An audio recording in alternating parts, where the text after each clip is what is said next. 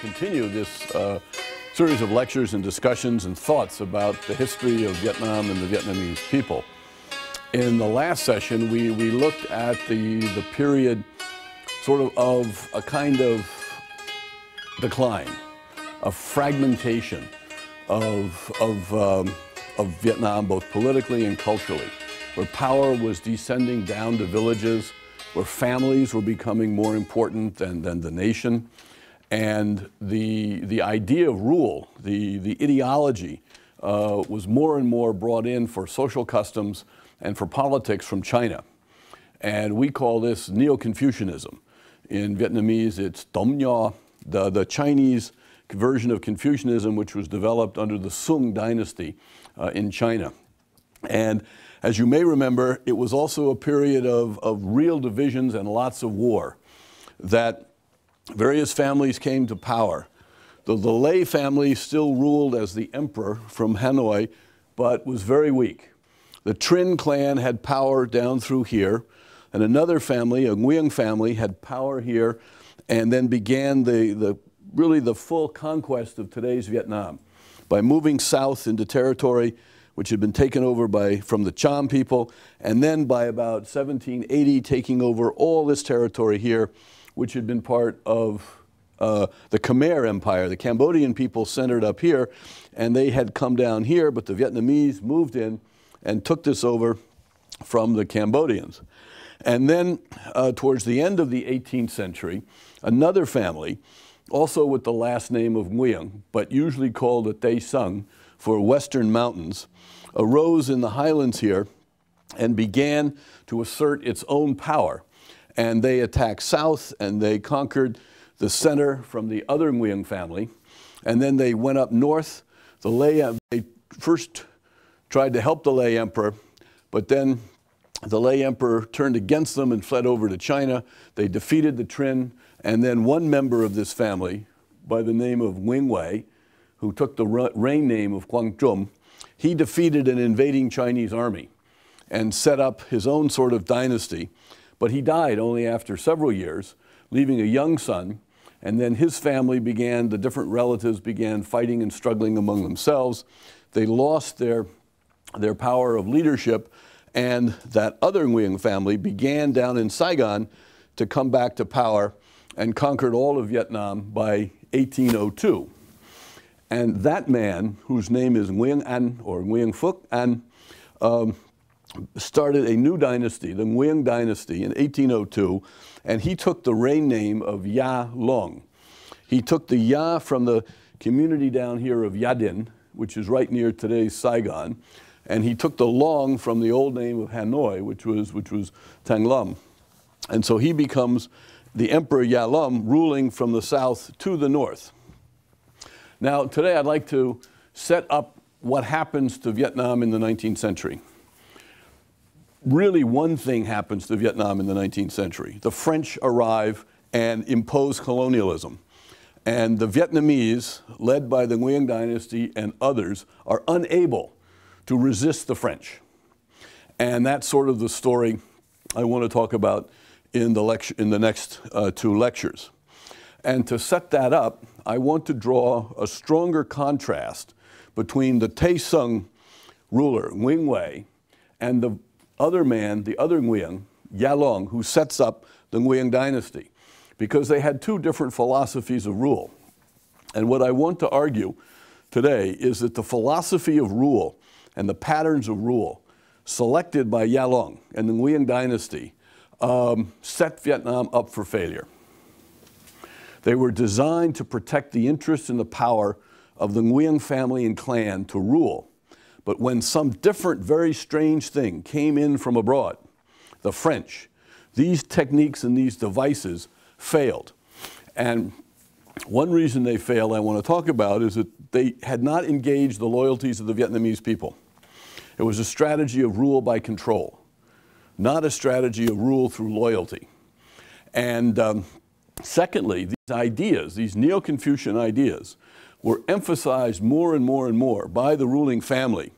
And as these Neo-Confucian ideas were pressed down on the Vietnamese, they ratified the power of families, which again was a divisive sort of a social cultural effort, because people began just worrying about the family, not about the clan, not about the country or something like that. So this Neo-Confucian concept of filial piety, of submission, had not actually prepared the Vietnamese to take up arms and fight against the French. So that's sort of the overview of this period from about the late 18th century to the early 20th century. It's a question of short-term success and long-term failure vis-a-vis the West, vis-a-vis the French. Now, I'd like to begin by reading some documents from Quang Trung, Wing Wei, which I think will give you a sense of the way he was thinking. And the first document I want to read is the speech he gave to his soldiers in 1789, just before they're going to attack the invading Chinese army. And there's a tradition which goes back to, as we talked before, particularly of Trung Hung Dao and Ly Tung Kiet and these great Vietnamese nationalist military leaders who, before their troops went into battle, the leader, the king, would remind them of what it meant to be Vietnamese. It was a nationalism. It was drawing on those things we talked about history, about geomancy, about the great kings, about Vietnam's destiny as an independent southern kingdom. So Wing Wei says to his soldiers, the Qing, that's the Qing dynasty from China, have invaded our country. They are occupying Tanglam, the old capital of the Li dynasty here. Are you not aware of the situation? In the universe, each constellation is assigned a specific place, and on Earth, each country has its own government. This is echoing the short poem of Ly Tung Kiet, that in the southern emperor rules in the southern land. That's written down in heaven's book. It echoes what Wing Chai wrote after they defeated the Ming, that the southern customs and the northern customs are different. The Vietnamese have a right to be independent and autonomous. The Chinese do not belong to our race, Yang Tap. Therefore, their intentions must be completely different from ours. From the Han Dynasty to the present day, how many times have they not raided our country, massacred our population, emptied our treasuries? No one in our country could bear this humiliation, and everyone wished to drive the enemy out beyond our borders. Under the Han Chinese, there were the two Trung queens. Under the Sung Chinese, there were Din Tian Wang and Lei Dai Han, Lei Wang. Under the Yuan, the Mongol dynasty, there was Trung Hung Dao. Under the Ming, there was Lei Tai To, Lei Lai, the founder of the present dynasty. These heroes could not sit silently and watch the enemy indulge in violence and cruelty towards the people. They had to comply with the aspirations of their people. This is not, already we can say, this is not a Neo-Confucian kind of ideology about filial piety, about listening to the wishes of heaven, about doing your duty. It's about the tradition, it's about emotion, it's about the people. A single battle was often sufficient to overcome the Chinese and push them back into their country. Throughout all these periods, the South, Nam, remember Nam Day and Back Day, the southern emperor, the northern emperor, the South and the North were clearly separated, echoing the Li, the Trung, and the Lei. There were no incidents along the frontier areas, while successive dynasties enjoyed long lives. Since the Din dynasty, we no longer suffer as we did when we were subject to Chinese domination. Is this an advantage or an inconvenience, a success or a failure? I let you be the judges of the situation. But the examples of the previous dynasties provide an obvious pattern of conduct. Today, the Qing have returned again. They are determined to annex our country and divide it into provinces and districts to impose their rule. How can they not be aware of what happened to the Sung, the Ming, and the Yuan, the Mongols? For this reason, I am assuming the leadership of the army to expel them. All of you are in complete possession of your intelligence and your capacities. Therefore, you should help me achieve this great undertaking. So that's sort of the spirit of Wing Wei, Quang Trung. Now, I found in this book, La Sang Fu Tu, which I was reading actually after the last lecture, I'd forgotten about this. I think a fascinating document which was written for Quang Trung about the same time as this statement, which is his justification for becoming emperor. and saying he's no longer subordinate to the lay emperor. He's saying, I am going to be a day, and he takes the name Quang Trung. And this will just be a very, very rough translation because it's in Vietnamese. He said, our nation of Dai Viet. First of all, he uses the Vietnamese word nước rather than quoc, which is the Chinese word. Nước it also means water. It's this very sort of, I think, always the echo of something that heaven has ordained. The water flows, the mountains are there. And our nation of Dai Viet, he uses again the old name, Dai Viet. From the different dynasties, Din, Lei, Li, Zheng, has been independent. This has happened again and again, not just for one clan only. And this, therefore, these great men have come up because of heaven. This is the work of heaven, not the work of men. But at this point, the lay have lost their power. The Trinh and the Tiên Nguyen, the other Nguyen family, have been fighting each other. This has been going on for over 200 years. There's been chaos and anarchy in the country. The king, the lay king, he just held to his name. Heaven and earth were broken apart, and I don't see anybody who could do anything about it. There has never been a time as bad and as unhappy as there is now. And for several years now, the South and the North have been fighting each other. The people are suffering. I am just an ordinary person from Tay Sung. I don't even have a square meter of land to call my own. Before, I never had any ambition to be a king. My heart was one of someone who hated anarchy and chaos.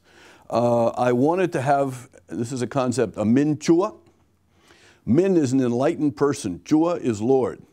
A Min Chua, some sainted person of incredible ability, of great prestige, of great duk, of great virtue, of great Huitin. This Min Chua would come down, and everybody would follow the Min Chua, and he would bring about peace and get rid of the enemies.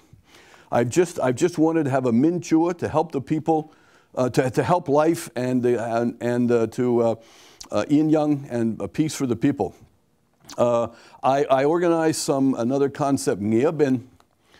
Nghĩa means righteousness. Bin is soldiers. I organized some guys who wanted to fight for what was right and just.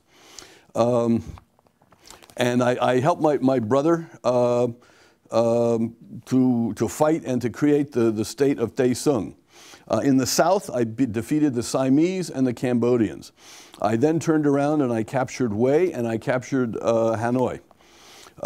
Because I want to end the anarchy, to save the people, to bring them out of the fire, and give the power back to the lay king, that's what I did. But I was disappointed. I could not realize this.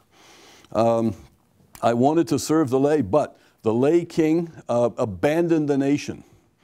He lost the nation. Mak sa tak, bo nuk chai di. He left the country and ran over to China. And so, following the ways of heaven is very difficult. I see many difficulties ahead. But I know that following the idea of heaven is the proper role for people. I accept the idea of heaven. The people of the North have asked me. They no longer want to follow the lay. They want to follow me. But my brother has a different idea. He just wants to hold Queen Yung and just to be a lord of a local region. But the people are calling out. All the leaders, the civilian leaders and the military leaders, Van Va Tung Si, have asked me to become the emperor in order to bring peace to the hearts of the people. So that's expresses a philosophy and approach steeped very much in history and the notion of the great leader who is out there, who is acceptable to heaven above and the people below. But as I said, Wing Wei dies fairly young. His family cannot hold on. And Yalong of the other Nguyen family, the Nguyen Phuc family, comes up and establishes all of Vietnam. Now, there are several things I want to say in summary about the policy of Yalong and what he did as the king. First of all, he took two principles to establish his rule because he was a very mistrustful man. There are many stories about Yalong. He didn't trust anybody, which was probably justified by his experience as a young man being defeated here, running away, going into exile, going to Thailand, having good days and bad days, winning battles, losing battles. He came out of this a very hard and tough man who didn't trust people. We'll have some more on that. So the first aspect of his policy of rule was to use Tay. Tay is this Vietnamese concept of power, of force. You do something not because you want to, but because I have the Tay to make you do it. You may not like me, but you listen to me. And Tay is, I think, understood by many Vietnamese as also some part of fate and destiny in heaven. If I have a lot of Tay, that's a reality that's happened. I may not be a good person, but I have Tay, and if I have Tay, I can use it. With Tay, you appeal to people's self-interest. You appeal to their fear. With Tay, you give people jobs, you give people money, or you deny them things. If you don't listen to me, if you don't obey me, I'm going to punish you. I'm going to deny you something. And also fear. You don't do what I say, I'm going to arrest you and throw you in jail, or something bad's going to happen. It is a manipulative, sort of Machiavellian way of controlling other people. And it requires a lot of raw power, military power and economic power. And as I mentioned before, it was the way this Nguyen family had developed this part of Vietnam. It was using self-interest, inviting other Vietnamese to come down and give them lots of land. So they'd come take land away from the Cambodians or others. And in return, they would support the Nguyen family. And secondly, it was military force. And in order to have enough military force to maintain their defensive line against the Trinh, they got help from the Portuguese, starting in the 1600s, just as the Thai king did over here, because the Portuguese could make bronze cannon. They could make these great big cannons using Western technology. So the kings in this part of the world, particularly in Nguyen, and in Bangkok, you can go, if you go to Bangkok in front of the Ministry of Defense, you can see some of the huge bronze cannons, sort of round like this, that the Portuguese made for the Thai in the 1600s. So the Nguyen had a tradition of using force and using economic incentives to have people become submissive and subordinate.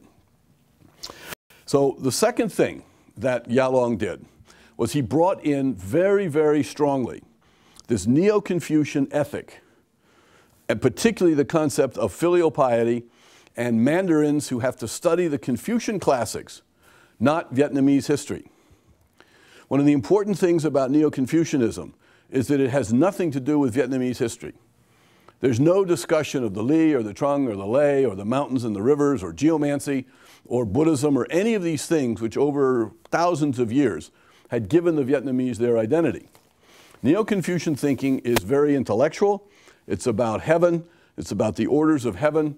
It's about a son of heaven, and it's about filial piety and propriety and respect and subordination to higher people. It's a hierarchical cultural code. And so Yalong brings this in basically to tell the Vietnamese, be obedient, be subservient. A person who is filial to the father makes a very obedient servant of the prince. Don't think of yourself as Vietnamese. Don't think that you're going to rebel. Just stay in your family, stay in your village, do what you have to do, and we will rule the country. Our family, my family, will rule the country. Now, where we can see this most explicitly is in the law code. Yalong brings in the Qing dynasty law code, almost character for character. They add one character from the Lei dynasty law code. They drop they add one article from the old Lei Dynasty Law Code. They dropped 36 articles from the Qing Code, but otherwise it's adopted in Vietnam in Chinese characters. They don't even translate it into Nom, the Vietnamese version. They don't translate it into the Vietnamese language. So it's Chinese language. And this is the imperial law code of the Nguyen dynasty in Vietnam. The preface to the law code, which is a letter to Yalong by the mandarins who had drafted the law code. The preface indicates that they had read the Lei Dynasty Law Code that we talked about before. So they knew all about this Lei Dynasty Law Code, which was completely Vietnamese. Now, the contrast is, when the Lei Dynasty came to power, they explicitly rejected the Ming Law Code, which was a Neo-Confucian code. So the old Vietnamese dynasty, the Lei, said, we don't want the Chinese law code. We're going to write our own law code. And they did. Now, under the new dynasty, the Nguyen dynasty, they reject the Vietnamese law code and they bring in the Chinese law code. So that's part of Yalong's strategy for rule. The next thing he did was he allowed the villages to be autonomous. It was sort of like a trade-off. It was saying to the mass of the people of Vietnam, if you live within your village communities and you mind your own business, I'll leave you alone. You can have money, you can have rice fields, you can have your own culture, you can marry whomever you want, you can have your ceremonies, your festivals, etc. But you leave ruling the country to me, and to my family, and to my mandarins, and to my soldiers. And so what we saw was this, again, continued pattern of decentralization of power and, if you will, fragmentation of Vietnam. Now, the next thing that Yalong did, which was repeated, he actually divided Vietnam into three. And he continued something that the Tay Sung had done, which then allows, under the French period into the 20th century, this concept that the Vietnamese are divided into these different groups. And the divisions are the north, or as the French would come to call it, Tonkin, the center, or as the French would call it, Annam, and the south, as the French would call it, Cochin China. Now, if you remember, there were three brothers of the Tay Sung family, and Brother Lu had his area of operations down here. Brother Nyak, the oldest brother, had his area of operations down here, and Nguyen Huai went up here and sort of, this was his area of operations. Now, when Yalong united all Vietnam under his control, powerful warlord as the governor general down here, Le Van Duy. He had another powerful warlord who was the governor general up here, and the court in Hue sort of ruled directly in the middle. So this was again an imposed government using military force in the south, and an imposed government using military force in the north. So the Vietnamese began to think of themselves as three different sort of tendencies, and different tastes in food, in clothes, and in attitudes and behaviors began to develop. North Vietnamese are different, and the language is different from Central Vietnamese. Central Vietnamese language and food is different from Southern Vietnamese. And there are different characters among these three sort of tendencies. As in the United States, we have Yankees we used to have Yankees in the north and Southerners in the south. People who lived in Georgia, Alabama, Mississippi, South Carolina had a little different way of talking, and they had different customs, different attitudes before the Civil War and after our Civil War. So this starts to happen in Vietnam, which helps the French later on come into Vietnam and take it sort of bit by bit, piece by piece. Yalong also instituted some other things which we can get a sense for how his mistrust, how his fear forced him, if you will, to use this power and this foreign ideology to come in. Now, as we discuss this and think about it, I want to suggest that there's a very, very powerful parallel between the way Yalong set up the Nguyen dynasty over the Vietnamese and how the Communist Party today sets itself up over the Vietnamese. The two principal techniques of Yalong are the two principal techniques of today's Communist Party. The first technique is Te, power. The Communist Party, it's power in various ways, police power and economic power. You go along with the communist, you get rewarded. You don't go along with the communist, you suffer. The second thing, remember, that Yalong did from the Ming Dynasty was to bring in a foreign ideology of subordination. He brought it in from China. The communists bring in a foreign ideology of subordination, only they bring it in from France. It's communism. Communist ideology is Western, especially the version that comes to Vietnam, because the Vietnamese never copied Mao. Mao had his own version of communism in China. But the Vietnamese communists followed the communism of France and Russia, Lenin and then Stalin. And that communism is one of everybody has to obey the party. And at the top of the party is the Politburo. So the Politburo rules, and then it tells the party what to do, and the party tells the people what to do. It is the same pattern as we saw with the Ming Dynasty. And the fear in both structures, I want to suggest, is similar. Both structures were afraid of the people. Neither the Ming Dynasty then, nor the Communist Party today can trust the people, because the people don't like them. The people are Vietnamese. The people want this older tradition of individualism, of more kind of personal freedom on all levels. They don't want to have hierarchy imposed on them. And they want to have their own phupduk, their own individualism, their own sense of fate. But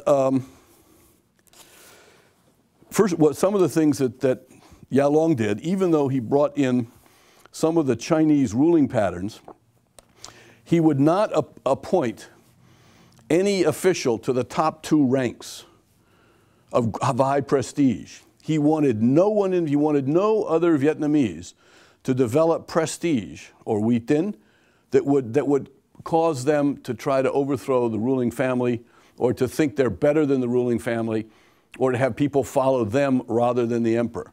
So the highest rank was like rank 2A and 2B. He didn't appoint anybody. Related to that, he did not appoint like a super PhD. Traditionally in China and Vietnam, a man, who did so well in the classical examinations would be given the title of Trang Nguyen in Vietnamese. Now, a Trang Nguyen is someone whom everybody would respect as a brilliant scholar. Yalong said, under my dynasty, no Trang Nguyen. There will be nobody from outside the imperial clan who will be allowed to establish himself with such prestige and reputation that he might become the center of a political opposition. The next thing he did was he did not bestow the title of Vuong on his sons. Vuong means king. Emperor is up here, king is a lower title.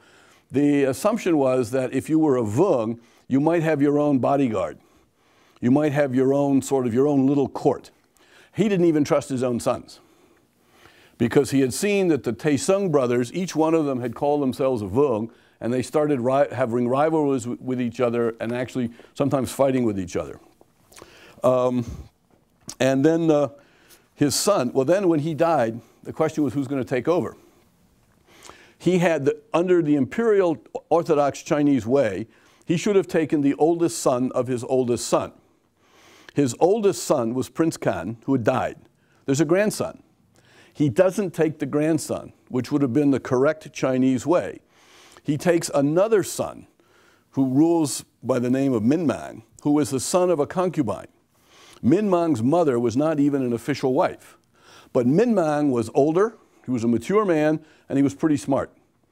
So they go out of the legitimate line of succession to get somebody who's very strong. When Minh Mang comes in, he continues this pattern. One of the things he does is he says there will be no woman, no wife who will be appointed empress. Because there had been a pattern over the dynasties. If you appoint a woman to be the empress, then her son is going to rule. So she, with all her family relatives, begins to manipulate power in the court to make sure that one of her sons becomes the next emperor. And so the other women and the other families then sort of go after her and her faction, and the court falls apart in factional rivalry. What Minh Mang did was, once a son is appointed crown prince, then his mother becomes a taihao, or the mother of the crown prince. So again, you didn't want to build up any rival power to the throne. The other thing Minh Mang did, and I tried to find it and I can't remember it, and maybe somebody does, is since he was not from the legitimate branch of the family, he wrote a poem. And the fourth or fifth lines is Bu Vin.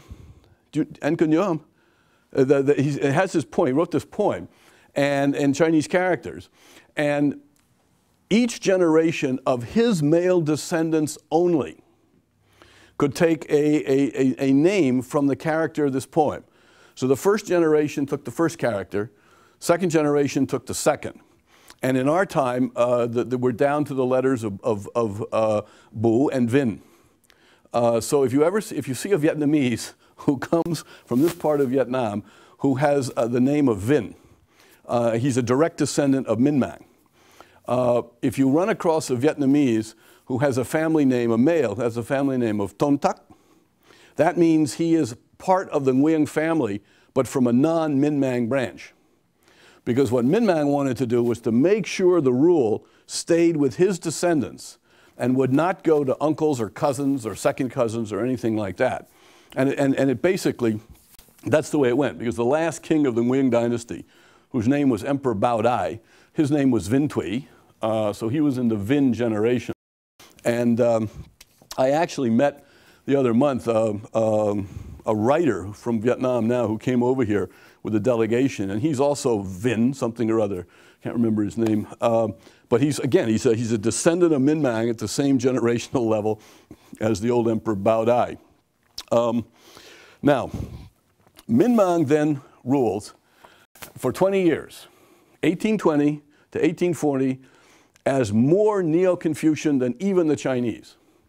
And he's absolutely proud of how Neo-Confucian he is. One of the things he does in 1830 is he invades Cambodia. And his mission in invading Cambodia is to turn the Khmer people into Confucians. So he's not invading Cambodia as sort of as a Vietnamese, just to get more land. He's invading Cambodia with a sort of a religious, political mission of indoctrination. So they try to teach, and the Cambodians, by the way, are Theravada Buddhists with a Hindu base under that. They have absolutely nothing to do with China. There's never been any Chinese influence in Cambodia.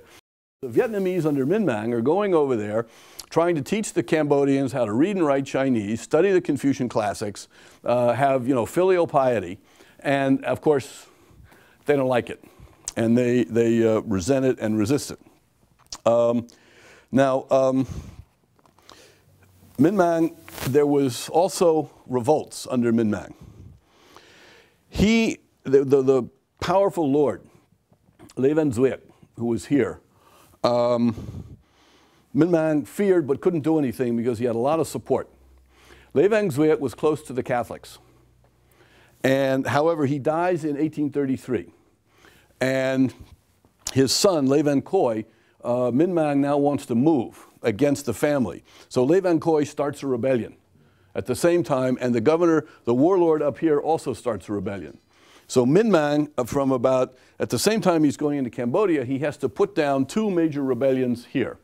And he also desecrates the tomb of Le Van Zuic, which is outside of Saigon in Yadin. It's called Lang Om. Some of you may have remembered that.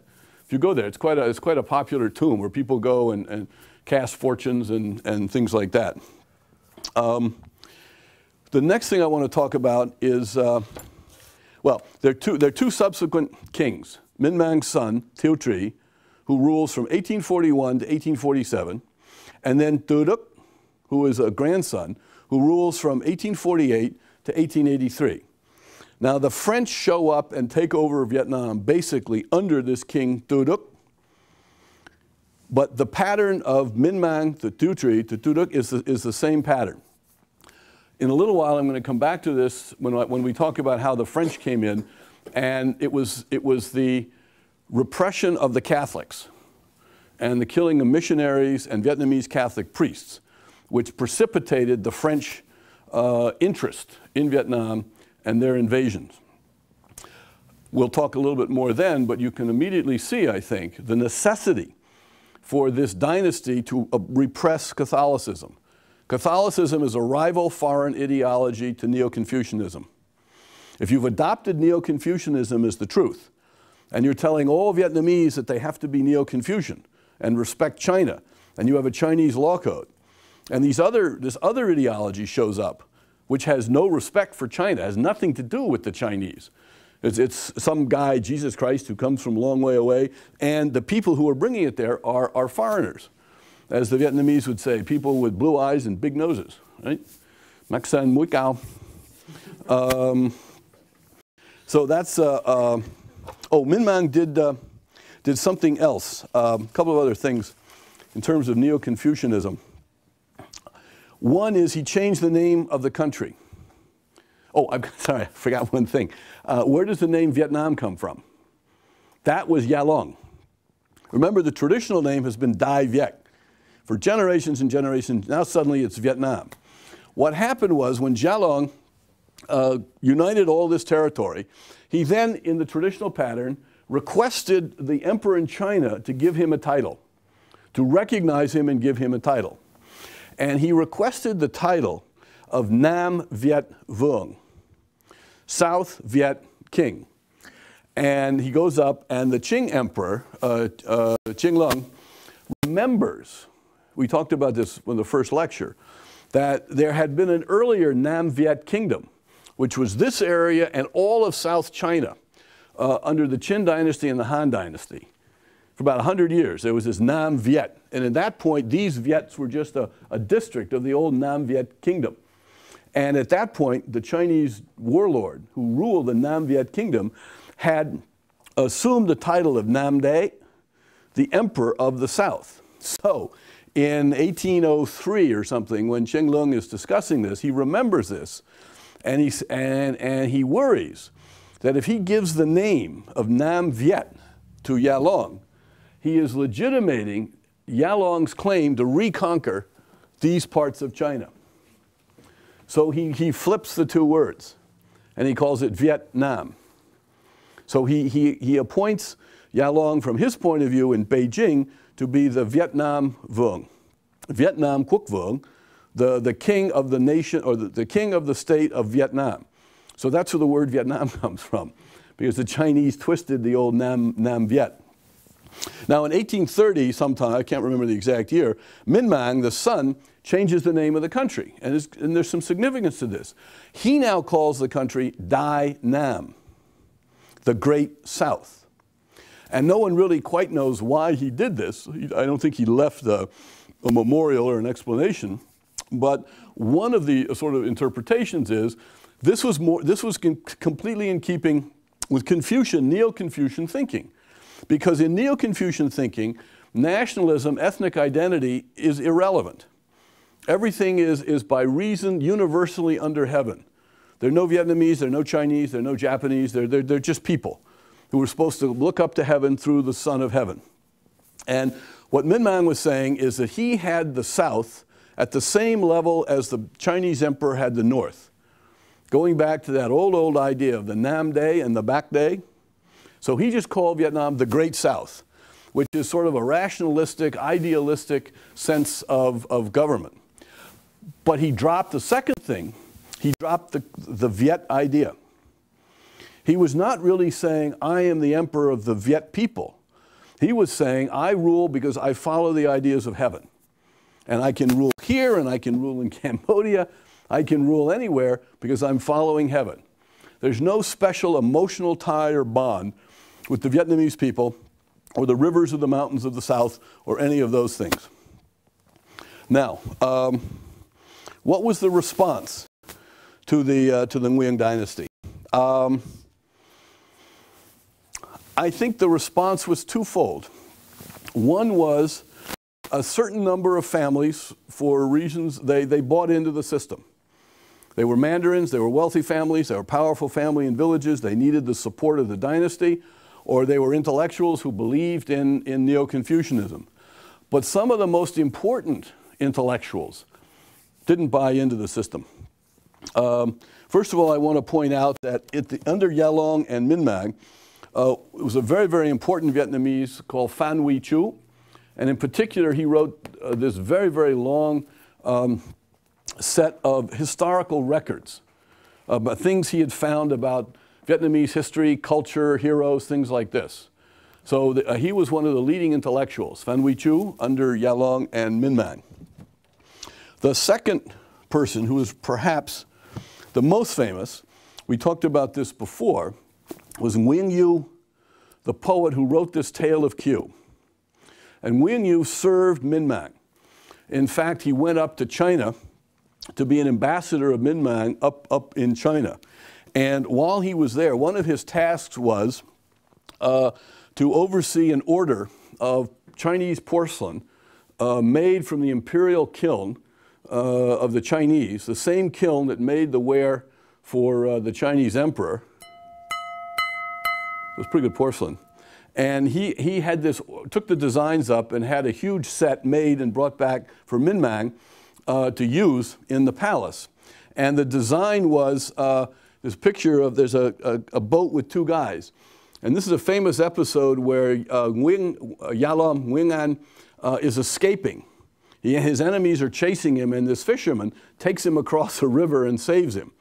So this is to commemorate the escape of the great founder of the dynasty. But then Nguyen Yu wrote a special poem in Nome characters, and these are the characters, these are the Nome characters, a special poem for Minh Mang. Interestingly, he wrote in Nome, the script for Vietnamese. So if you read these characters, it comes out Vietnamese in sound and grammar. He did not write this in Chinese. So he was trusted by Minh Mang. But when he writes the Tale of Q, as I said earlier, if you want to understand the essence of the Vietnamese, read this. And at the end, when he talks about, well, now I think perhaps the sense of it may come through a little more. This is the story of a tragedy. As I said, the problem that the poet starts out with is, why do talent and destiny clash? Why does somebody who is intelligent, who's beautiful, who deserves everything good, basically have a miserable life? You have talent on one hand, but if you don't have destiny, your life can be just miserable. Why are good people punished? Why do they suffer? That's the problem. And the character who is the good person is a woman, Q. And as I mentioned in the earlier lecture, she's beautiful, she's intelligent, she's talented, she's got a fantastic boyfriend, they fall in love, and he's handsome and he's well studied and he comes from a good family. I mean, it's a perfect match. And then everything goes wrong. And corrupt officials come in and arrest her father. She is then sold by her family into a marriage to get money to free the father, only it turns out the guy's not her husband. He's just a procurer for brothels. He goes around marrying girls under false pretenses and then turns them over to these bad women who keep them as in brothels for prostitution.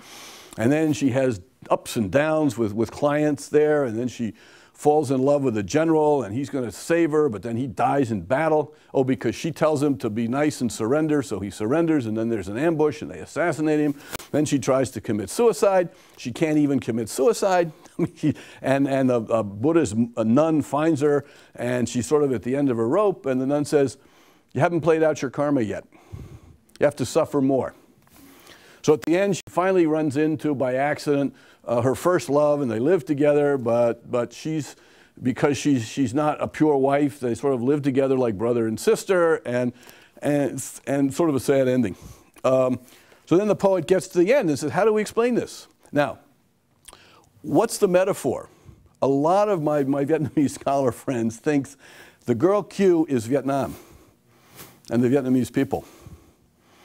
And what the poet is asking, why are the Vietnamese people suffering year after year after year? Why don't we get a Minh Chu? Why do we have to have the Trinh, this Nguyen, the Tay Sung loses. Now we got these Nguyen people back again. There's no high spirit among the people. Families are taking care of themselves. We're bringing in all this Chinese stuff. Everybody's unhappy. Why us? What did we do wrong? And so the answer is, this we have learned. Heaven appoints each human to a place. If doomed to roll in dust, we'll roll in dust. If we're destined for high seats, we'll sit on high seats. Does heaven ever favor anyone giving them both talent and good luck? In talent, in your skill, into your ability. I don't care how smart you Vietnamese people are. I don't care how beautiful your women are. You know, don't take pride that you're so smart or you're so beautiful. Because in Vietnamese, the word for talent, Thai, and the word for disaster, Thai, are homophone. They sound the same. Talent and disaster, same thing. Don't think you're so great because you've tested well or something like that. Karma gives us our fate. Don't criticize heaven for being close or far. The scales, the balance, the scales which determine justice are inside our heart. The heart is worth more than all the talent of the earth. Kum dung trách lần trời gần trời xa, thiên cần ở tại lâm ta, chưa tâm kia mới bàn bà chưa tài. So here's a guy who's serving Minh Mang, this incredibly Neo-Confucian ruler, basically saying it's all about Buddhism. It's all about your individual goodness and your individual heart. There's nothing in this whole thing about sort of filial piety or any of the real Confucian virtues. In fact, a friend of mine, Professor Nguyen Hui, once wrote a little article on this, pointing out all the things that Q does that sort of violate Neo-Confucian standards. Like she and her boyfriend Drum, they sit next to each other on some mat or something, which is against the law. You know, unmarried girl, boy, you're not supposed to get anywhere close under strict Confucian teachings. So we have this great Mandarin moving very much in sort of Buddhist directions. Now, another really famous person, at this same time under Minh Mang, was the woman poet Ho Xuân Hương. Have you guys read Ho Xuân Hương? I mean, she's really, she has word plays, but she's pretty tupteo. She's very vulgar in her poetry, but she does it with puns. And so here you have under Minh Mang, a woman poet. You know, women are not supposed to do these kinds of things. Secondly, she's writing about sex. And that's, you know, I mean, for the old Neo-Confucian tradition, sex is a sort of, it's a destabilizing instinct, right? It's passion, it's lust. We're supposed to rise above that and be refined gentlemen. So here's her poem, Jackfruit. Jackfruit is one of those big fruits, got spikes on it, right? My body's like a jackfruit on the tree. The skin is rough, but the pulp is nice and thick. If you love me, drive into it your plug. Don't fondle it or sap will stain your hand. Scolding some dunces. Where do you think you're going, you bunch of fools? Come here, let sis teach you how to write verse. Young wasps with itchy stings prick rotten flowers. Happy horned kids butt hedges full of gaps. And then she wrote one. She was a minor wife of a Mandarin on being a concubine. One gal lies under quilts, the other chills. To share a husband, damn it, what a fate. I'd settle for just 10, nay, 5 mere times. But fancy, it's not even twice a month. I take it all for rice, some musty rice. I labor as a maid, a wageless maid. Had I but known I should end up like this, I would have sooner stayed the way I was. I mean, she's not accepting her fate, right? This lady's not accepting her fate or all the proprieties of a good Confucian woman. There was, at one point, Minh Mang, he ordered that the women of Vietnam had to wear pants. They should stop wearing skirts. Because with skirts you might see underneath or something, and the Chinese didn't wear skirts. So the Vietnamese women in the north had to wear pants to be like the Chinese. So then somebody wrote this poem. It's anonymous. The 8th month there was an imperial edict forbidding pants without seats, terrifying the people. If no one goes out, the markets will be empty. But how can you go and take the pants off your husband? With pants, you can go to the stall and sell goods. Without pants, you stand in the village and watch the officials. There's sayings about this time that phép vua to a lei lang, the imperial rule falls before village customs. So there is the reaction to Minmang and Neo-Confucianism, I want to submit from the people, is basically negative. Another reaction comes from down in the Mekong Delta, which is sort of religious, which is the sect, the Bu Sang Ki Hung, which is kind of a quasi-Buddhist, Taoist, millennial sect, where this teacher says that there's going to be, and it's very much kind of like evangelical Christianity, that Christ is coming again. There's going to be a Hoi Lamwa, a dragon flower assembly at the end of time. And the great Bodhisattva, I think Maitreya is going to come back. And all the evil people will be punished and go to hell. And all the people with virtue are going to go to heaven and be saved. Again, has nothing to do with Neo-Confucian filial piety or obedience or hierarchy or taking official examinations. And the poem, which is written here, which is this poem has magical meaning. Bố ngạp quân minh thiên Việt Nguyễn, sống trong xứ mang đảo Nam Tiên, kỷ niệm trạng thái tầng phục quốc, hưởng suốt trình sinh tạo nghiệp nhân. You can read it both ways. You can read it horizontally, which I just did. You can also read it vertically. If you read it vertically, it's Bố Sang Ki Hung, ngáp trộm niên suốt, quân sự trang trình, minh mạng tái sinh, Thiên đạo tân tạo, Việt Nam phục nghiệp, Nguyễn Tiền quốc yên.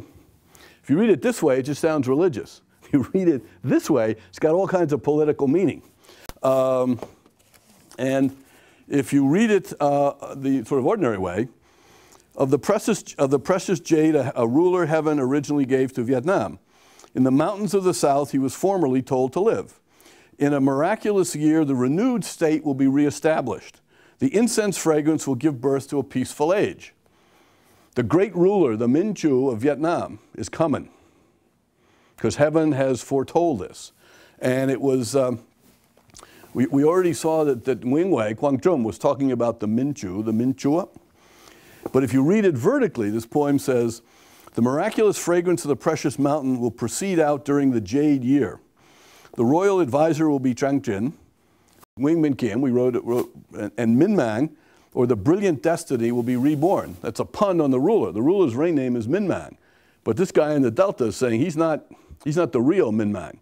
The real Minh Chua, the enlightened ruler, is going to come. The heavenly way will be renewed. Vietnam will be restored. The nation will recover its former manner. So here down in the Mekong Delta, among uneducated peasants, is a whole philosophy of opposition to this Neo-Confucian rule of the Nguyen dynasty. Now, I think that's probably a good place to stop. We'll take a break, and then I want to come back and we'll focus in on the French. The French are arriving in Vietnam in this situation of Neo-Confucianism and a Chinese law code used by the court, intellectuals who are not happy with Neo-Confucianism, and the people who live autonomously in their own villages, who follow their own laws, they don't listen to the court, and this vision in the background of a Minh Chua, a Minh Chu, some enlightened lord who's going to come from heaven and save the Vietnamese people once again from all these bad rulers. This bowl here, now I talked about this bowl, which came from China, and Wing Yu had the poem on it. This is another bowl, which was made before that for Minh Mang. And if you can see here, it's got his particular sign. the symbol for sun. And here it says some Vietnamese, this was made in China with this mark, and then some Vietnamese with their own brush and enamel has written Minh Mang Nien Hieu, which means this bowl belonged to the reign period of Minh Mang. So this one we know belonged to Emperor Minh Mang of Vietnam. Whether he ever held it in his hands, I don't know. I sort of doubt it, because they probably had hundreds, thousands of these things in the palace. But another thing is, if you look at the dragon's claws, it has 5 toes. Under the rules in China, anything associated with the emperor had 5 claws, any dragon.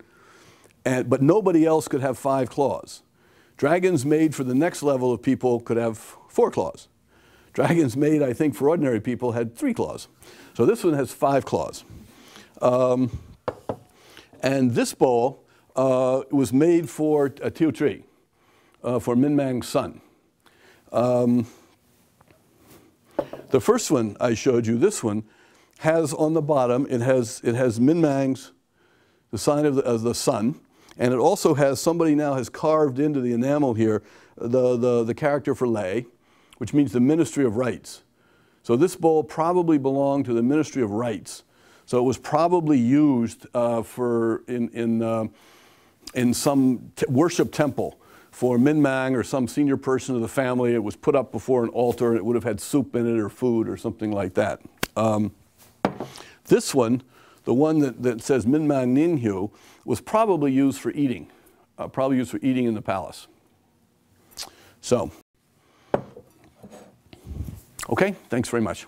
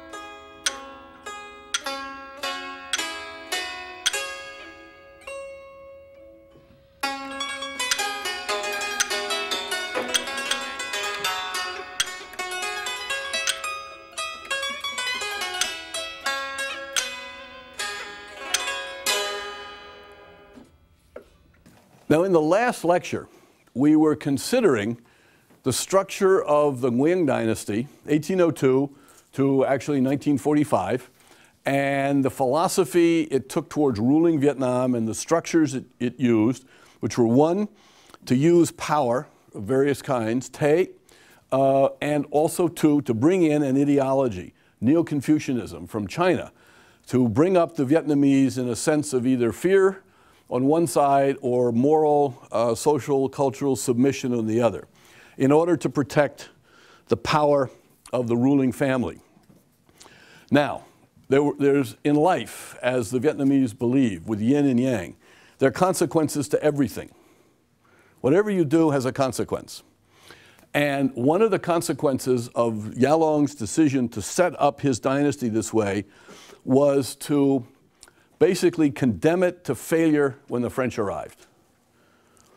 The Vietnamese people, but most importantly the palace, the leadership, the royal clan, the ruling family and structure, were incapacitated by their system and their belief to deal with the French. And so they lost Vietnam to the French, because they'd put together something which could work for internal domestic control. It could not work to keep out a foreign power, particularly a new and very different kind of foreign power. Now, at the arrival of the French, there are two parts to this story, I think. One is around religion and Catholicism.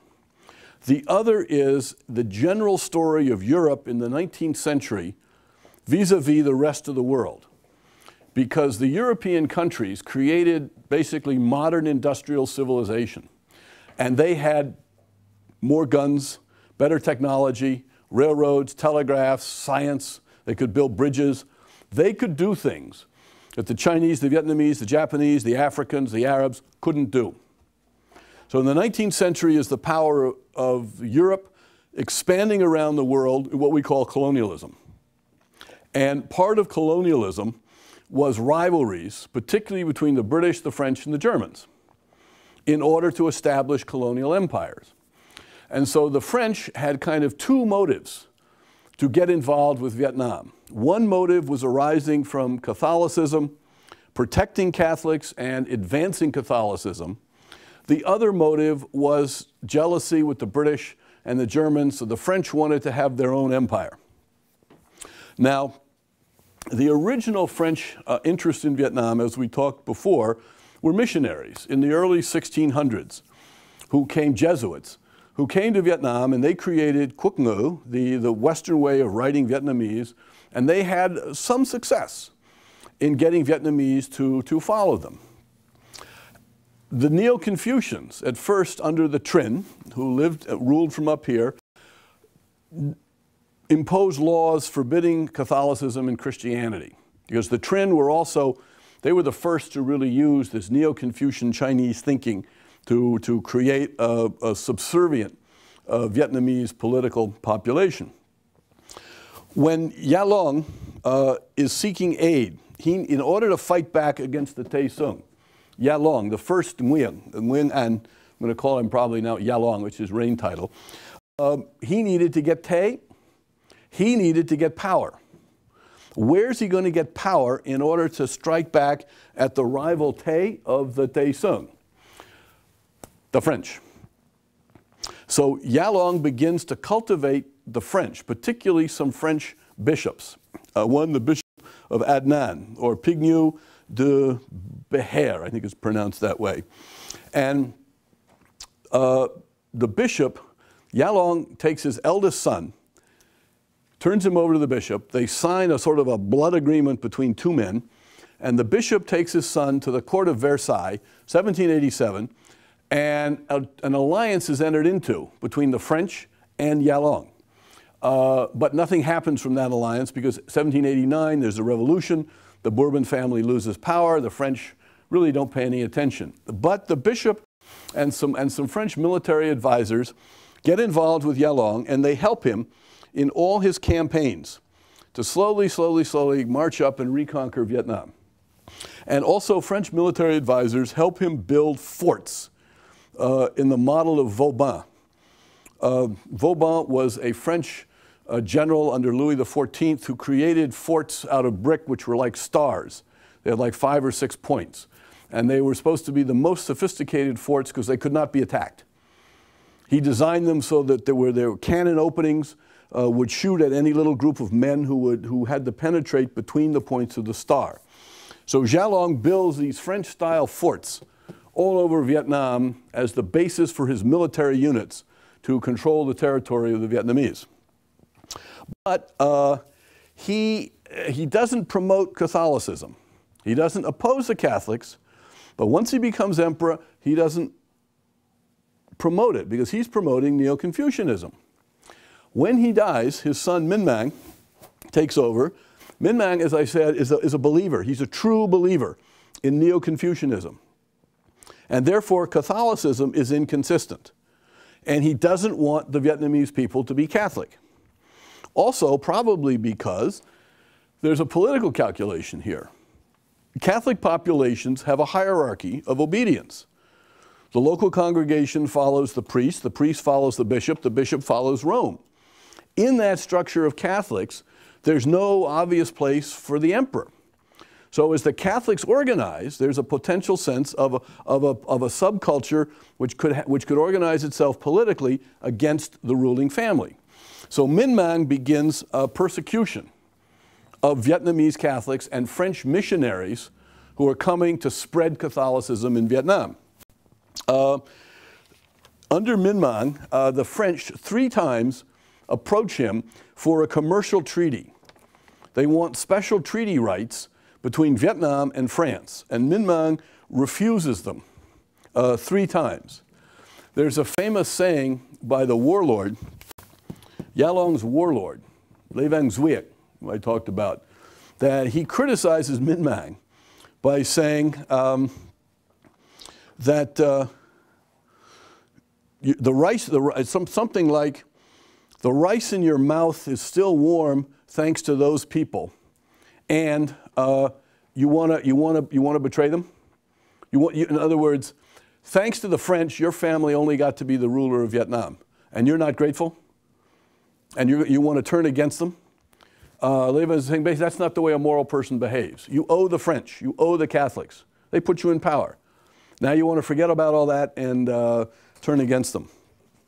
By the way, I read the other year in the annals of the King of Siam at the same time, Rama I, that in addition to the French, Yalong went and made an alliance with the King of Siam, Rama I, in order to get a Siamese army to come back here, which it did, and help put him back on the throne. But Nguyen Huai defeated that Siamese army in the Mekong Delta. And this is written in something like 1810 or something. Yalong has been on the throne for a number of years. And in Bangkok over here has a notation that when the Vietnamese king needed my help, he was very friendly and subordinate, and every year he would send me recognition and presents and gifts. Now that he's a ruler and he doesn't need my help anymore, I haven't heard from him for 5 or 6 years. Which sort of fits this image of Yalong as, you know, he just wants to get back in power. If you can help him, he'll take your help. But if he doesn't need you, he doesn't really care and think about you very much. Now, after Minh Mang, his son, Thieu Tri, 1841 to 1847, begins a rigorous persecution of Catholics. Serious persecution, arresting, killing Catholic martyrs. I think several years ago, the Pope recognized, I don't know, it was 150 martyred Catholics from Vietnam from this period. I mean, a large number. And in the 1840s, 1843, 1847, under Thieu Tri, the French Navy intervenes, shows up on the coast of Vietnam to help missionaries, to save them, to demand their release from prison, or to punish the Vietnamese by sailing into Da Nang and shooting up Vietnamese forts or trying to capture Vietnamese in order to protect the missionary. But the French government in general in Paris is not paying too much attention to Vietnam. The next Vietnamese ruler is Tu Duc from 1848 to 1883. And he then takes a move against the Catholic villages. He breaks up the Catholic villages and disperses the Catholics to live scattered about the country. And he redistributes the land that belongs to the Catholics to non-Catholic Vietnamese. And he threatens to brand Catholics by putting a brand mark, the way our cowboys in the Old West used to brand cattle. You take a hot iron and you stick it and you leave a permanent brand. On the left cheek there would be a brand that said heretic. So everywhere you go, people look at your left cheek and they see the brand and they know you're a heretic. In 1851, 1852, 2 French missionaries were put to death by Tu Duc. The French in 1857, the French demand freedom of religion for Catholics and things like that. They are rejected. In 1858, a French military force, because now back in France, Napoleon III has come to power and the French are beginning to compete for colonies. The British now have a very strong base in Hong Kong and they have great influence in China. The British have India. By the way, they kicked the French out of India in the 1700s. And they have India. They're moving into Burma, 1825. The British are moving into Burma. The Dutch have Indonesia down here. The Spanish have the Philippines. The French have nothing. How can this be? French honor, glory, demands, that we too are a nation, a first-class nation, which in those days to the Europeans meant you needed colonial territories. So a small French force lands in Da Nang, and the Vietnamese put up a defensive effort, and it's fairly successful. They can't defeat the French, but the French can't punch through and go up to Hue, where the imperial capital is. And there's dysentery, and the French forces are sick. So the admiral pulls out, and he comes back down here, and he sails up this river to Nha Dinh, or today's Saigon. And he captures Nha Dinh in 1858. And the Vietnamese surround him, so he can't do very much. Another French force is engaged with the British up in China. The war against the Chinese is won, so the French reassign their ships and their soldiers back down here. So reinforcements come, and in 1861, the French conquer this part of Vietnam, conquer it outright. Then they move down here. They take, after the Nha Dinh area, they take My Tho to the south, they take Binh Hoa to the north, and they take Go Kham down to the south next to My Tho. In May of 1862, the emperor, Tu Duc, up here, asks for terms. He realizes he can't fight, he wants to negotiate. So a treaty is entered into, and 3 provinces, right here, are ceded to France. This has consequences in the future. They become French territory. They no longer are the land of the Vietnamese king. They are ruled by the French according to French law. It's French territory. And also Tu Duc has to open up some ports, and he has to give freedom of religion and worship to the Catholics.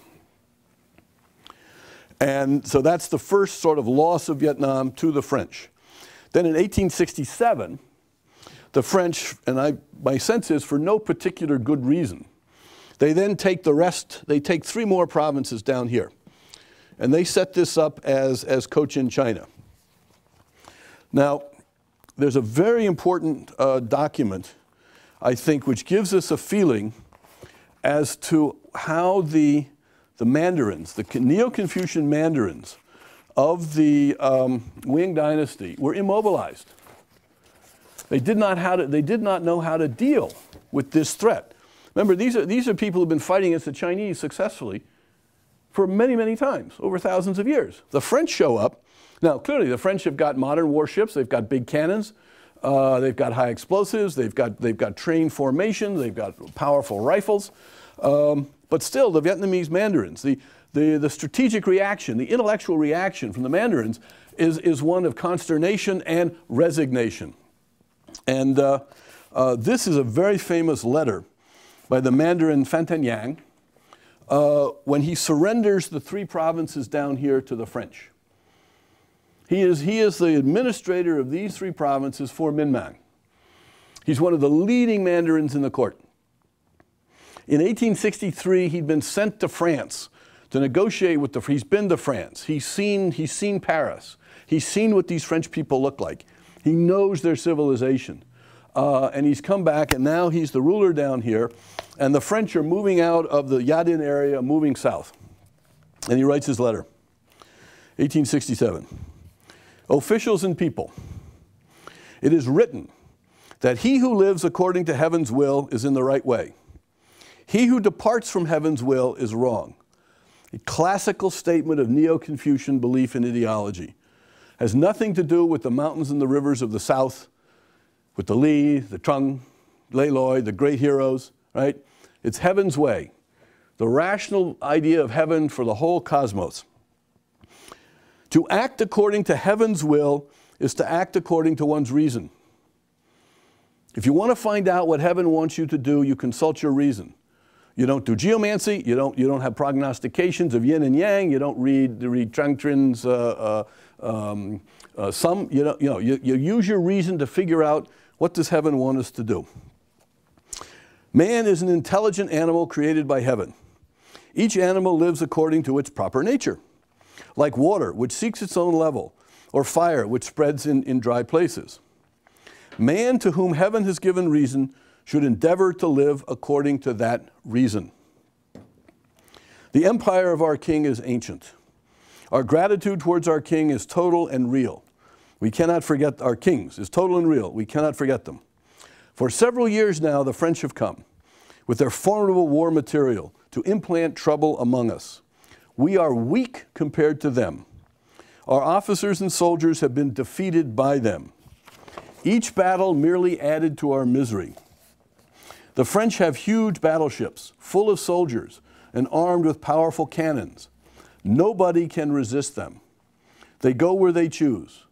The strongest fortifications collapse under their attack. I raised my spirit to heaven and made myself attentive to the voice of reason. He's not saying, I listened to the spirits of the mountains and rivers. He's not saying, I'm inspired by the Trung sisters. He's saying, what? I raised my spirit to heaven. I listened to reason. I got to think. What does a human being do against this overwhelming force? I said to myself, it would be as senseless for you to assail your enemy as for the fawn to attack the tiger. You would only draw suffering among the people whom heaven has entrusted to your care. I therefore wrote to all the civilian and military officials under my jurisdiction to lay down their arms and surrender without giving battle. He surrenders 3 provinces here to the French without giving battle. But if I have followed heaven's will in averting calamities for the people's heads, I am a traitor to my king in surrendering without resistance the provinces that belong to him. I deserve death. And he commits suicide. I would suggest there are 2 things about Fantaignant's approach here that we should look at. One is this Neo-Confucian intellectualism immobilizes you. It immobilizes your emotions. The second thing is a Vietnamese theme that I suggest that shows up even here, which is fatalism. Fantaignant is kind of saying, this is fate. All the power that the French have with their battleships and their guns, it's just fate. I have not been given enough power. This is the analysis of Tay. So we see in Fantaignant the 2 props of the Nguyen dynasty rule, Tay and power and Neo-Confucianism. The good side of Tay is that when you've got Tay, you can be enthusiastic because you got the moxie, right? You've got the vigorish, as the mafia says here. You got the power. People have to listen to you. You can be a big boss. The flip side of that with Tay is if you don't have Tay, you have to surrender. There's no middle ground. You don't have Tay, you back off, you give up. You don't try to, the Vietnamese expression, which interestingly enough is not used, the only people who use this in contemporary Vietnam are the communists. The expression is Tao Tay, to create Tay. Most Vietnamese don't Tao Te, they wait. They wait to see what kind of Te is going to come down to them. Communists go out and Tao Te. So Phan Thanh Giang says, we don't have Te, and Neo-Confucianism says, I must be a humane person. I must spare the people from bloodshed and war, but in that I have breached my duty to my emperor, so I myself am a failure, so I commit suicide. And that, I think, encapsulates this, the immobilization of the Nguyen dynasty, the inability of the emperor, Thieu Tri, Tu Duc, the mandarins, to kind of get a hold of things, mobilize an army, get out there and fight the French, and defend the nation. Notice also in Phan Thanh Giang, as I've talked about, there's no reference the way Nguyen Huai, Quang Trung said, to the past dynasties, to the glories of the ancient heroes, to the heavenly destiny that Vietnam can be independent, have its own culture, its own values, its own sense of destiny. Now, the other thing that is missing from Phan Thanh Giang's letter, and in all this Nguyen writing and thinking, is that sense of individual virtue and duc and Huy Tin, where you have some energy inside you that inspires you to do something. This Neo-Confucian ideology, I submit, really works. If you really believe in it, it disempowers you. It doesn't give you self-confidence. The two things that the Nguyen dynasty put out there to ensure their control meant that most Vietnamese who believed like that didn't have self-confidence. You don't have any Te, and you got to be subservient. What can you do? Basically, what you pull back and you whine and complain. Let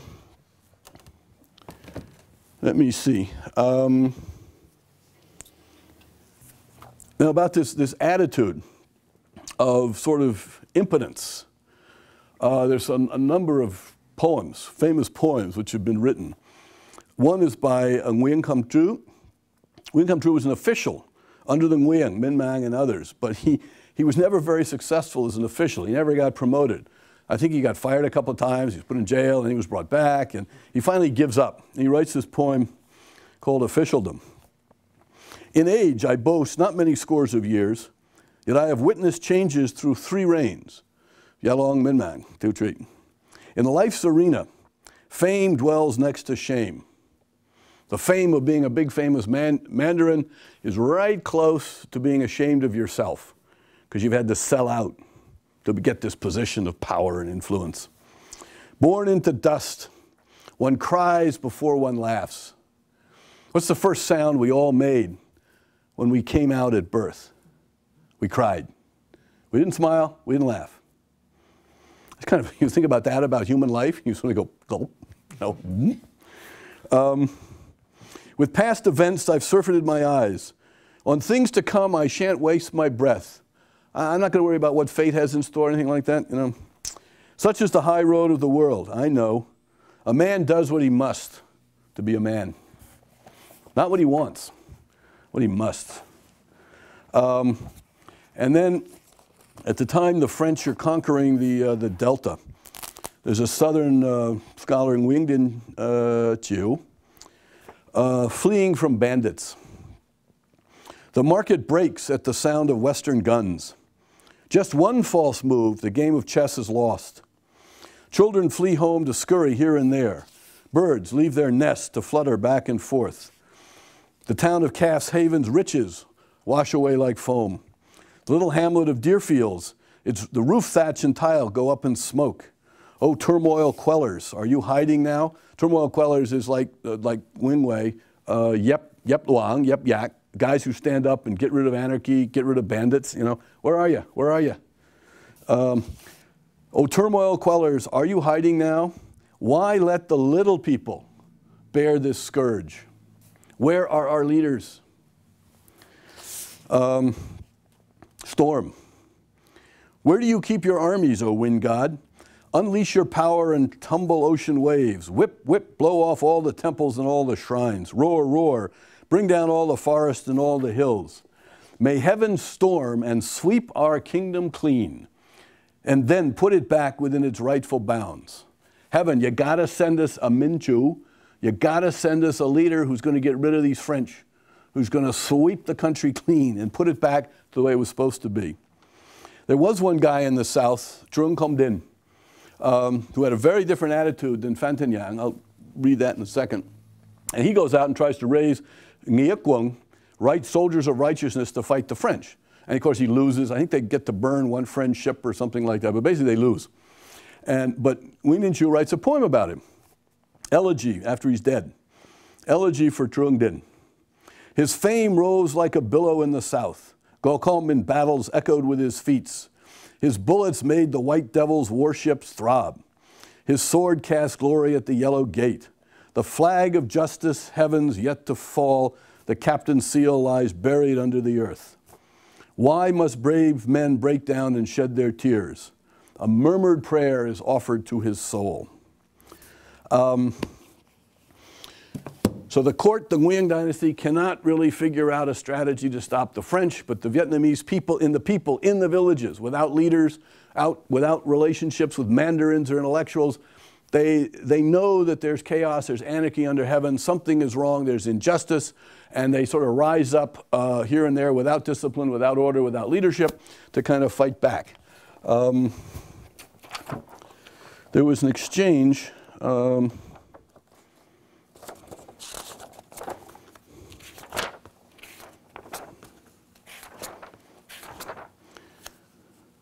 Yeah, this is after the peace treaty with the French. Phan Thanh Giang, the Mandarin who I read his final letter of submission and surrender before French power and suicide, he writes to Trung Com Din, since the court has signed the peace treaty, the duty of officials is to call off their struggle. Neo-Confucian, piety, filial piety, submission. There is no reason for any exception to this rule. Not even Vietnamese nationalism or anything. Loyalty and filial piety deserve equal praise. Trung Hieu, you got to be Trung Hieu, got to be loyal and with filial piety in order to be a good person. But both have limits not to be exceeded. To surpass these limits is as reprehensible as not to reach them. Were you able to return the court's territory, the entire provinces of Binh Hoa, Ya Dinh, and Din Thuong, yours would be an unprecedented achievement deserving the gratitude of the country. But now, as the main army has been withdrawn, and as the commanders who've gone into hiding have been appointed by the court to various other posts, what can you achieve with only a very small number of troops? You have no tay. You have no tay. There's nothing you can do. Give up. Do you really think you will be able to launch a general offensive? Furthermore, will you even be able to retain your current positions? I am convinced that clearly it will be impossible. Trung Com Din's reply. The population of the three provinces would not accept the partition of the country. That was why it chose me as its military commander. We cannot now do other than that which we are doing because we are convinced that we are acting according to the will of the people and that of heaven. That's a Confucian conceit. Yi Chai, La Yi Yang, the idea of heaven and the idea of the people are the same thing. But as soon as you get the will of the people, you're back now to the language of Nguyen Huai and the Tay Sung, the people. What do the people want?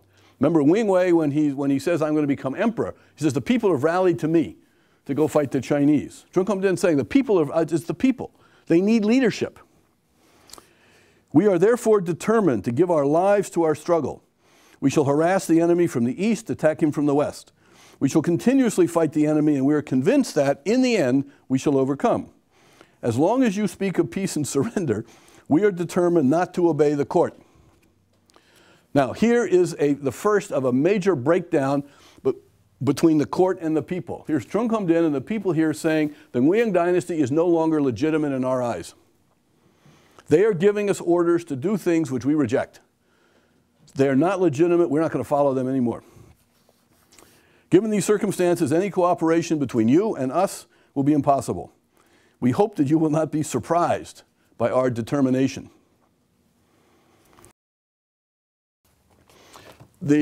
Speaking of Trung Hieu, it brings to mind much, much later, but a powerful use of that concept.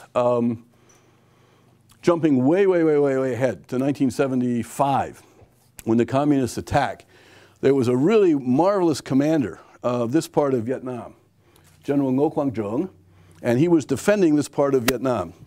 And he was then called back down to Saigon by President Thieu and told to take all the main forces from here and move them down here. And Thieu was going to surrender all this part of Vietnam to Hanoi, and the new boundary would be here. And so I was, the first time I heard this story, I was meeting with General Trung in his house in Virginia, and just listening to this. And he said at one point, he said, I knew that I was one of the Ruang Got. I was one of the principal pillars of the system. If I go, the system collapses. System being South Vietnam and the nationalists. And he said, President Thieu put me in the position that if I listened to him, I would be Hugh, I would be filial, but I would abandon the people. If I went to the side of the people, I would be loyal, Trump, but I would not be Hugh.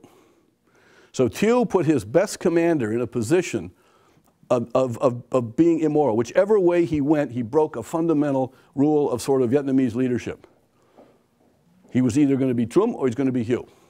And what happened is Trung could not resolve the inconsistency, and his military effectiveness evaporated. He went back to Da Nang and Hue, and he couldn't do anything. He was a broken man because of this issue of Trung and Hugh.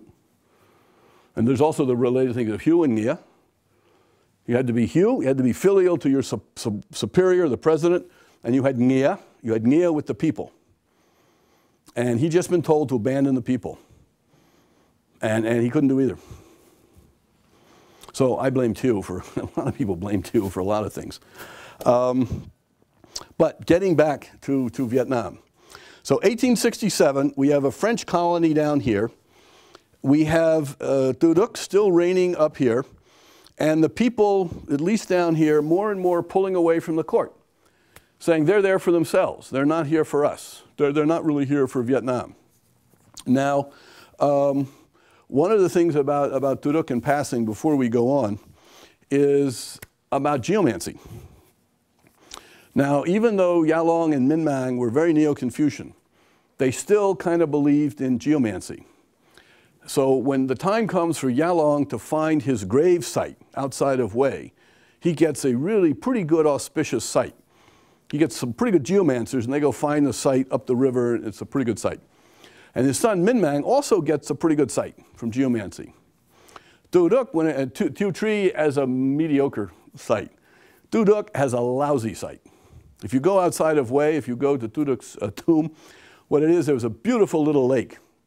And he built a pavilion on this lake, sitting halfway in the lake, halfway on land, with a porch and columns.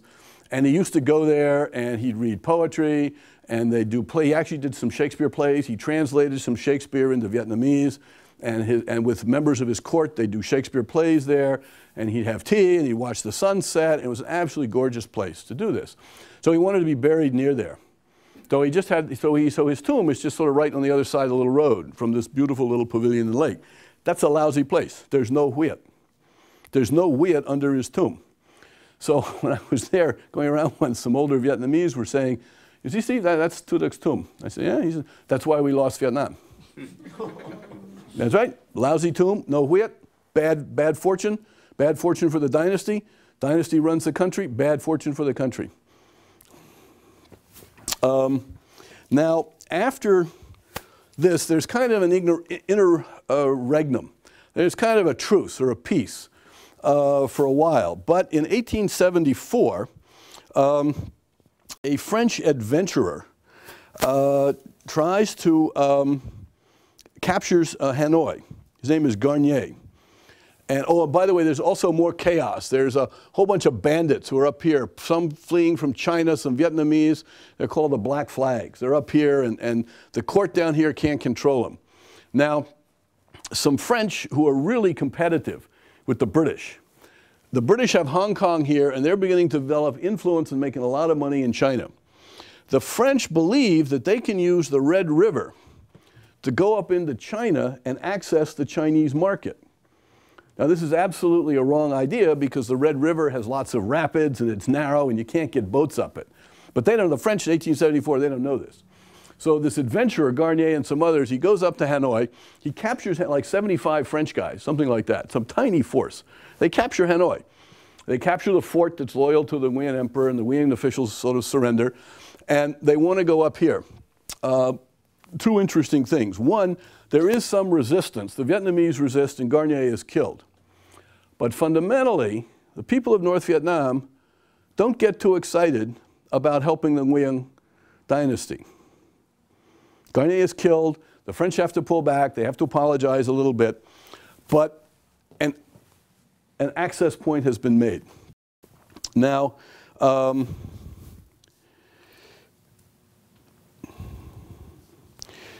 as a result, there's some negotiations and there's a trading, and Tu Duc gives France full sovereignty over Cochin China, and the French say he doesn't have to pay any more indemnity, and they will give him money and weapons in order to fight the Black Flags. So for him to get some things to help his dynasty against the Black Flags, he gives the French even more authority down here. That's 1874. In 1880, the Chinese come in and they defeat the Black Flags. But in 1881, the French, not to protect the missionaries, but now to move more towards establishing a French colony, they propose military action just to come in here and and conquer this territory. So at this point, another Frenchman with more support from the government, Henri Rivière, in 1882, he seizes Hanoi for a second time. There's fighting, he gets killed, but the French send in more troops. And then in 1883, the French attack Hue. They attack right the main court in 1883. Tu Duc has gone back on his word. The court is weak. They don't know what to do. My sense is the French see an opportunity to go for broke and establish a colony. And then in 1883, Tu Duc dies. And there's no leader within the Nguyen dynasty court and the palace. There are different factions. Young guys are promoted and then demoted, and they're mandarins in the background, and they don't know what to do. There's a dynastic crisis. They cannot respond. They cannot get a leader. They cannot settle on who's going to be the emperor. They can't deal with the French. The French have this. They're coming up there. And they go and they sign a treaty recognizing French as the protector of Vietnam. So the Vietnamese emperor here becomes under the protection of the French and accepts French officials to be his advisors, résident supérieur. And the resident superior has some legal powers in the treaty, but also just has a lot of just power. And so more and more the French are telling the Vietnamese what to do. And so 1884 is an important year where Vietnam is sort of officially submissive, comes under French power and authority.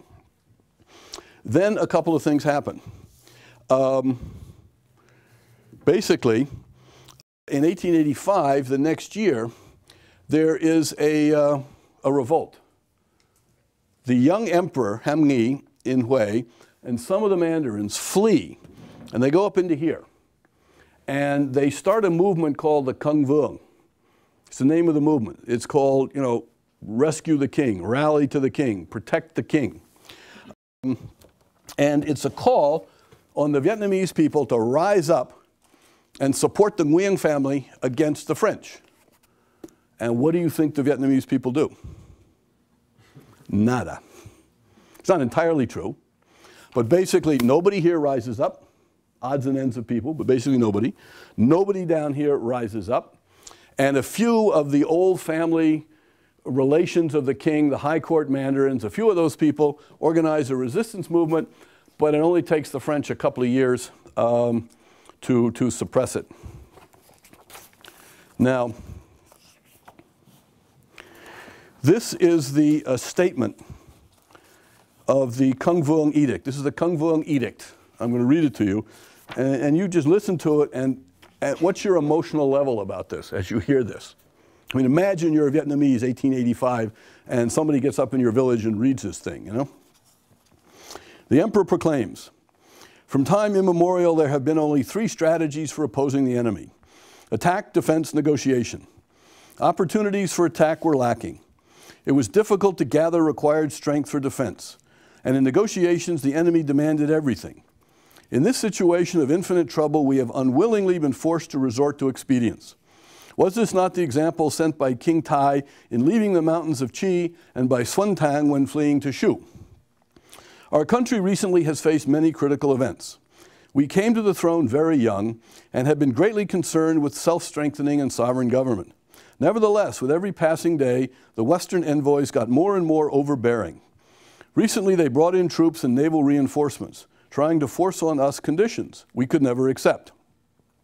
We received them with normal ceremony, but they refused to accept a single thing. People in the capital became very afraid that trouble was approaching. The High Minister sought ways to retain peace in the country and protect the court. It was decided, rather than bow heads in obedience, sitting around and losing chances, better to appreciate what the enemy was up to and to move first. If this did not succeed, then we could still follow the present course to make better plans, acting according to the situation. Surely all those who share care and worry for events in our country already understand, having also gnashed their teeth, made their hair stand on end, swearing to wipe out every last bandit. Is there anyone not moved by such feelings? Are there not plenty of people who will use lance as a pillow, thump their oars against the side, grab the enemy's spears, or heave around water jugs? Court figures had best follow the righteous path, seeking to live and die for righteousness, Nia. We're not Ku Yun and Zhao Cui of Qin, Guo Tzu Yi and Liang Guangpao of Tang, men who lived by it in antiquity.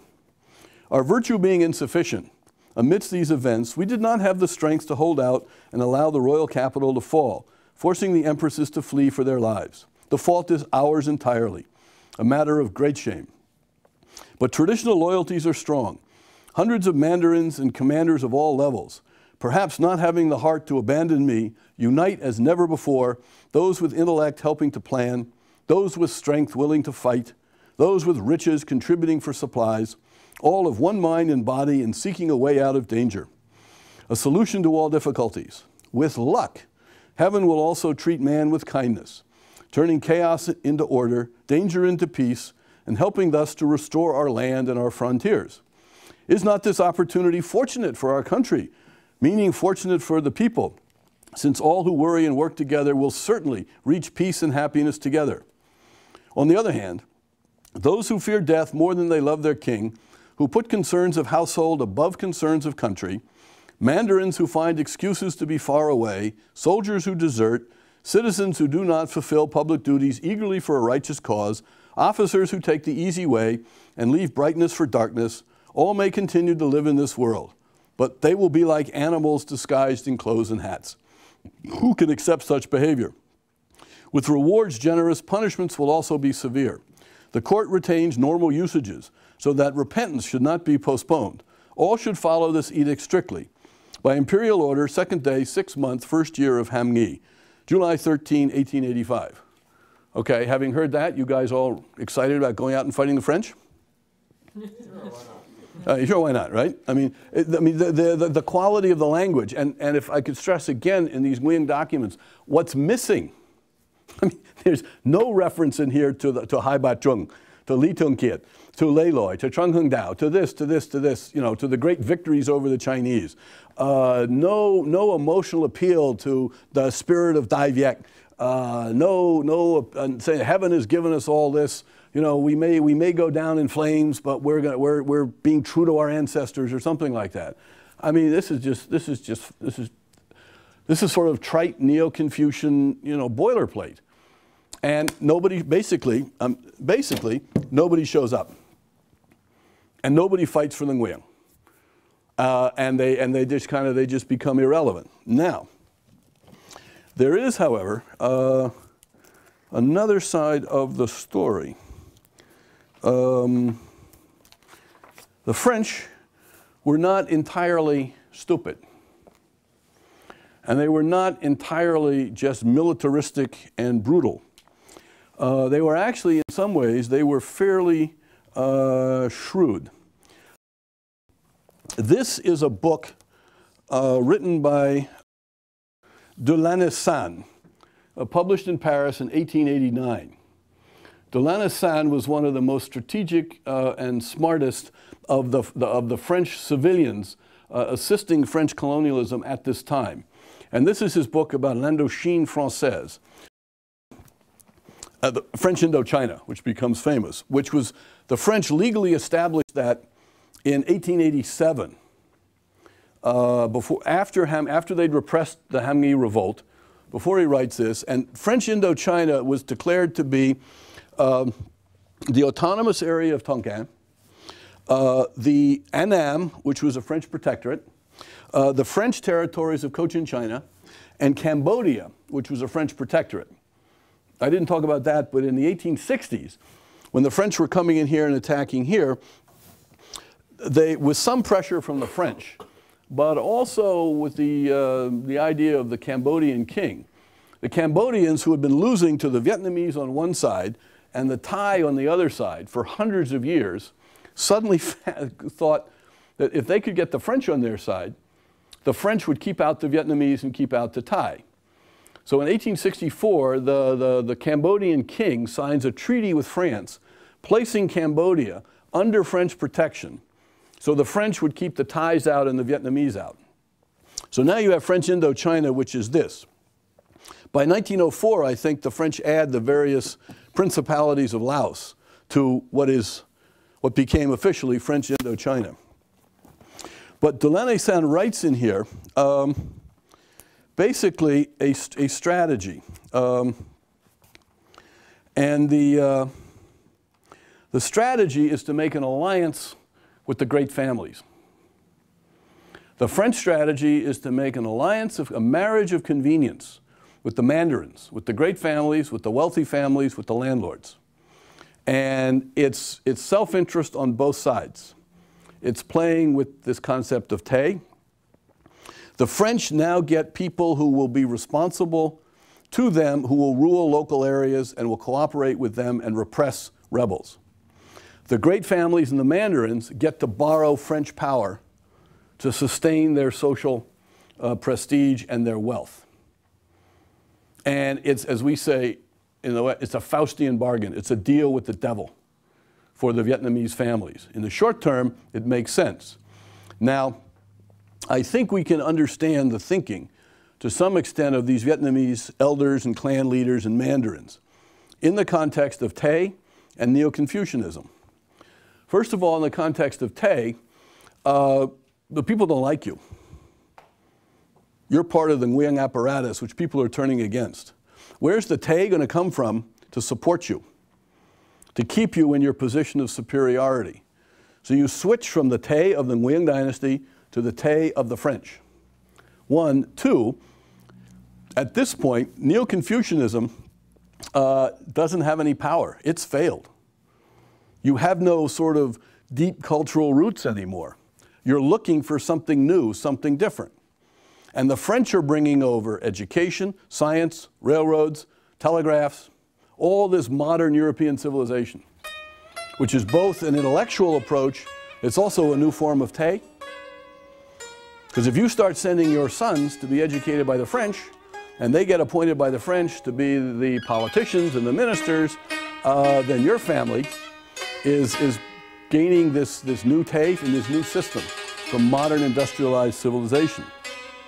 So de Lanessan writes in here, basically, he's criticizing the other people, saying they have wounded the amour-propre. They have wounded the pride of the mandarins. Nous blessons encore l'amour-propre et les intérêts des lettres of the mandarins. And that turned them against us. And therefore, if we honor the mandarins and we take care of their interests, they're going to support us French. So the French undertake a policy of an alliance with the landlord class, the mandarins, and it works. Because those people then abandon the Nguyen dynasty and help the French run a colony. Now, the significant thing here for Vietnam in the 20th century and the war is that the French introduce the principle of class division and class warfare.